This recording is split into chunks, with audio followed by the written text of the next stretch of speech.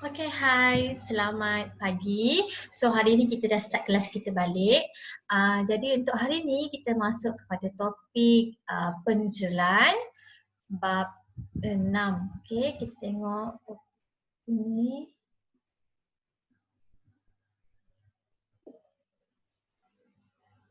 Okay, so penetralan, apakah itu penetralan? Okay, kenapa mesti awak pakai shampoo? Kenapa mesti lepas pakai shampoo ada yang pakai perapi? Kenapa mesti awak basuh muka guna cleanser? Kenapa mesti gosok gigi? Okay, semua apa yang kita buat itu merupakan proses penetralan yang mana tindak balas antara asid dan alkali akan menghasilkan sifat neutral. Okay, so apabila berlakunya asid dan alkali itu bercampur, tindak balas antara asid dengan alkali akan menghasilkan garam. Okey, akan menghasilkan garam. Sekejap ya. Okey, akan menghasilkan garam. So, tindak balas ini dipanggil sebagai peneutralan. Okay? Semasa peneutralan berlaku, sifat asid akan hilang sifat asidnya dan alkali juga akan hilang sifat alkalinya. Okay? Sebelum ni kita pernah belajar asid sifatnya memang mengakis tapi dia berasa masam.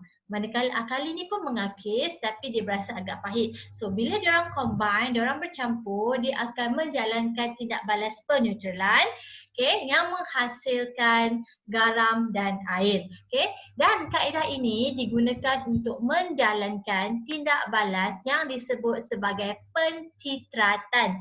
Okay, ini akan ada eksperimen di dalam makmal. Sekarang ni kita guna online, so kita belajar online dululah. Okay, persamaan perkataan bagi tindak balas peneutralan ialah asid. Okay, asid saya colourkan warna merah.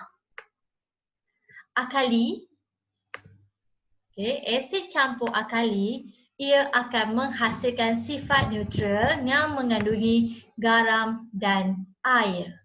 Ini tolong ingat. Okey, dan ada 3 persamaan di sini yang agak penting.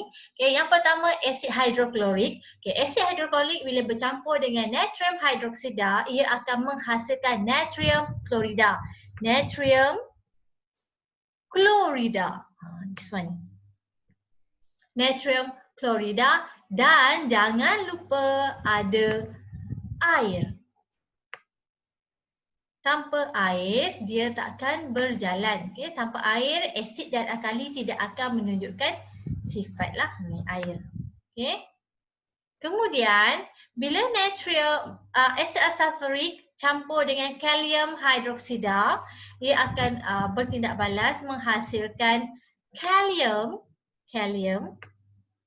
dan sulfat, kalium sulfat. Okay, daripada sini. Kalium daripada alkali, sulfat daripada asid. Okay, ini merupakan garam tau. Ini semua adalah garam. Ini merupakan garam.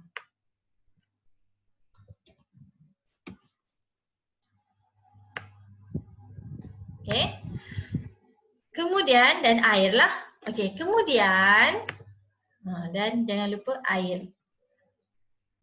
Okay, kemudian apabila asid nitrik bertindak balas dengan natrium hidroksida akan menghasilkan natrium nitrite. Okay, natrium daripada alkali, nitrite daripada asid. Natrium nitrite yang juga menghasilkan air. Okay. Natrium klorida, kalium sulfat, natrium nitrate, ini semuanya garam yang terhasil apabila asid bercampur dengan alkali.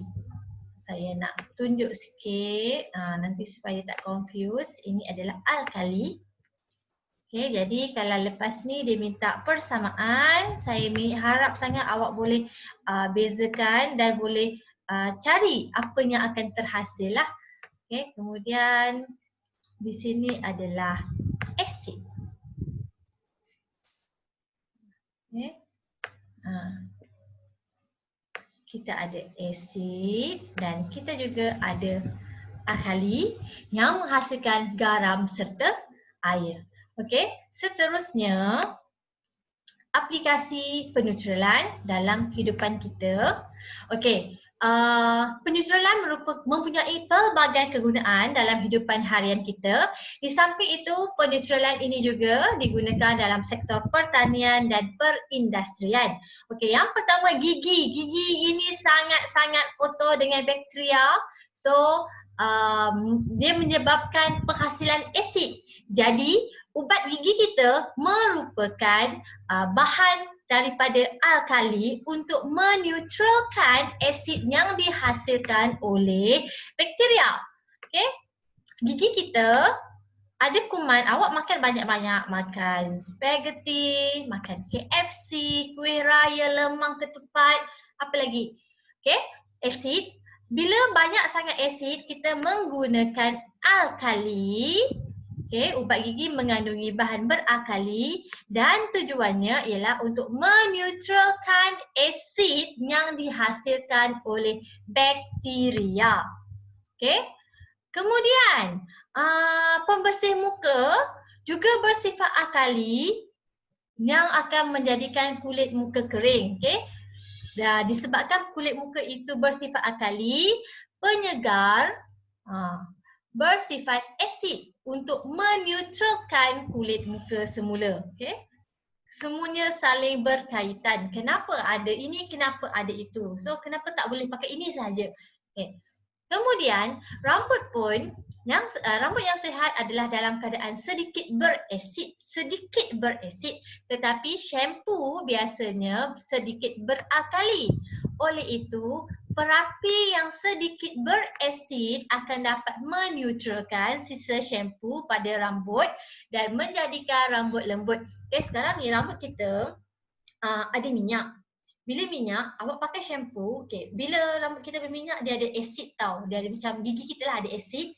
So, bila kita pakai shampoo, shampoo tu akan meneutralkan apa yang ada pada kulit kepala kita. Okay, lepas dah neutralkan, tentu ada sisa-sisa yang tertinggal. That's why ni pengeluar menyediakan perapi rambut. Okay, sama ada penyapi rambut itu oil yang boleh pakai tak perlu bilas ataupun perapi rambut jenis pakai dan bilas. Okay, bila pakai perapi rambut, awak perasan tak rambut awak jadi sangat-sangat lembut? Okay, itu adalah kerana perapi bersifat asid. Sedikit asid, light acid lah. Okay, dia tak adalah asid yang melampau. Kalau asid melampau, dia akan menyebabkan penghabisan lah. Okay, ada sedikit asid, jadi dia akan neutralkan balik shampoo-shampoo yang ada pada rambut kita dan menjadikan rambut kita lebih lembut dan sihat. Okay, kemudian tanah juga merupakan tanah yang berasid dan akan digunakan kapur. Digunakan kapur mati yang bersifat alkali supaya tanaman tadi dapat tumbuh subur. Okey, kalau di Indonesia, kalau awak perasan, lepas dia ditanam, kemudian dia bakar yang menyebabkan jerebu. Itu disebabkan dia nak neutralkan balik tanah tu. Okey, so macam kita menggunakan kapur mati yang bersifat alkali supaya tanaman itu subur. Okay, tanah yang berasid tadi boleh dirawat menggunakan kapur mati untuk tumbuhan kita, tanah untuk tumbuhan kita akan lebih subur. Okay, begitu juga dengan pelembut fabrik, okay, softener lah, mempunyai sifat asid. Oleh itu mengurangkan nilai pH fabrik yang berakali disebabkan oleh sebut pencuci. Awak basuh baju, guna pencuci baju, deterjen. Deterjen ini bersifat alkali. Okay, lepas awak dah basuh semua, awak letak softener. Tak kisahlah apa-apa jenama sekalipun awak letak, awak perasan tak dia akan bau wangi dan sangat lembut. Okay, itu disebabkan dia bersifat asid, so dia akan meneutralkan dan menjadikan pakaian kita lebih lembut. Dan last sekali adalah bahan buangan berasid. Okay, bahan buangan berasid daripada kilang selalunya dirawat dengan alkali sebelum dibebaskan. Tetapi ada juga kilang yang tidak merawat. That's why itu yang berlakunya pembuangan sisa toksik dalam laut. Okay? Kita pun pernah dengar kes dekat Johor kan, bahan kimia itu semua daripada kilang-kilang yang tak bertanggungjawab lah. Seharusnya semua kilang perlu merawat bahan buangan yang berasid sebelum dibebaskan. Okay, topik penetralan ni agak simple tapi perlukan pemahaman. Okay, kenapa awak kena gigit semut? Kenapa perlu pakai calamine?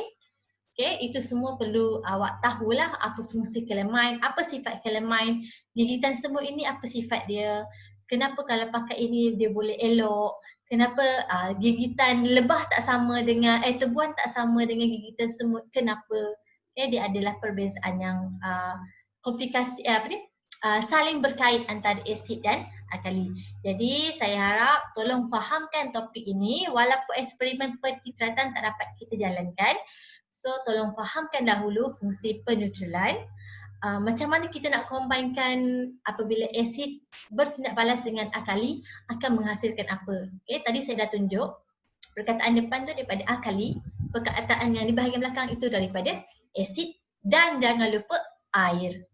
Okay, so kita punya kelas habis sampai sini. Soalan akan saya upload selepas ini. Okay guys, so kita jumpa lagi. Bye.